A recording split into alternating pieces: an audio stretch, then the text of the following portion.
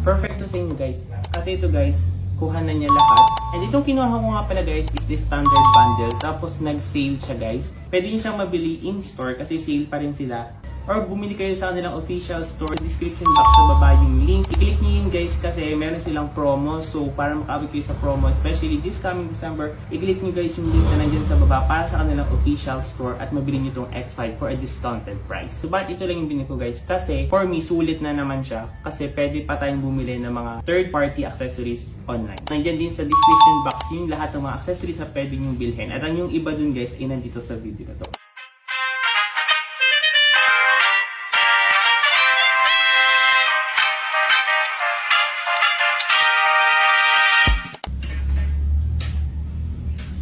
Ayan. Actually guys, nabuksan ko na to sa store pero iba pa rin talaga kasi ito yung talagang first camera ko na gagamit ko for vlogging kasi ang ginagamit ko before ay yung aking phone. Tapos ito guys, yung ating camera. Ito yung X5 itself.